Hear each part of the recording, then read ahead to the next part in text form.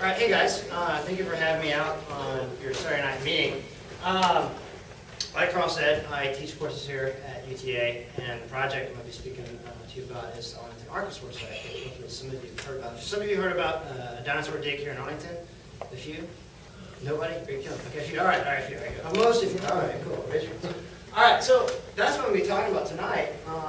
The talk is divided into two parts. The first part, I'm going to explain to you why we're finding dinosaurs and crocodiles and all these cool animals in Arlington, which in itself seems like a bizarre fact. And then I'm going to go through the ancient ecosystem. We'll talk about the crocodiles, the dinosaurs, and the different animals that we found. That's the first half. Okay, that's the paleoecology part. In the second half, I'm going to destroy it. And I'm going to explain to you how it got wiped out. Okay, I like to call this the shake and bake talk. Okay, so the Arlington Archosaur site. It sounds really strange to hear someone talking about dinosaurs in Arlington. When you think of Arlington, you usually think of Six Flags, the ballpark, or even the new Jones World, the massive stadium where the Cowboys play now, or UT Arlington and Cooper and all the restaurants. But you don't think about dinosaurs. All right. Usually when people think about dinosaurs, they think of someplace far away. At least as far as Montana or Wyoming, but maybe further like Alaska or Antarctica or Africa, China, someplace exciting and very far from here. Okay, the fact is, though, we have dinosaurs and crocodiles and all these fascinating animals right here. And I'll explain to you why. You big honking hadrosaurs like that guy.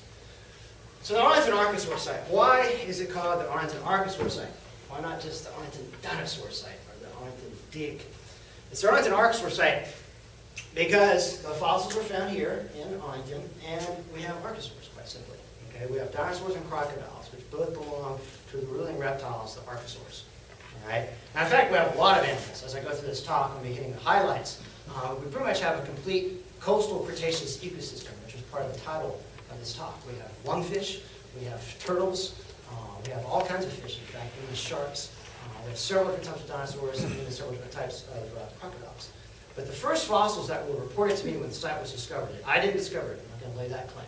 UT Arlington students, as well as local residents, are all given credit for finding the site. But it was UT Arlington students that first showed me fossils from the site, brought them into UTA's geology department, and literally in one hand the guy had a dinosaur vertebrae, and the other hand he had some crocodile teeth and a crocodile scoop. Okay, so those were the first fossils I saw were dinosaur and crocodile fossils. And almost immediately I started thinking, wow, we have archosaurs in Arlington. And then like a year later I kind of put those two together and called it the Arlington Archosaur site. Okay, and that's kind of a nice ring to it too. You say you're going out to the Arlington Archosaur site, it sounds important when you run it together like that.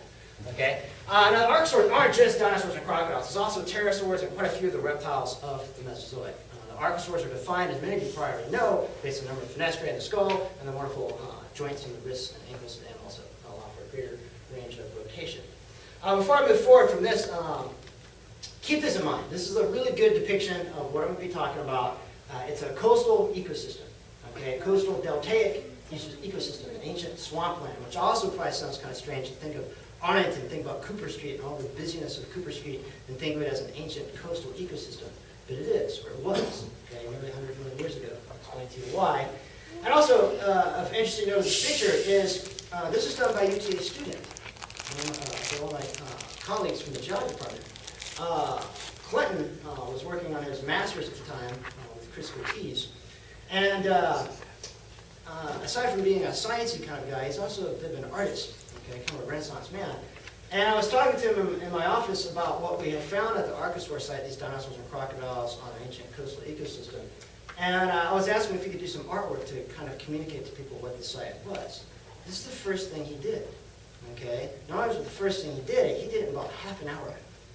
Okay? It shows the talent of the guy. I described to him the site just very briefly. He stepped out, he left my office, I thought he was gone. He just stepped out down the hall and sat on a couch in the hall. This is the first thing he sketched.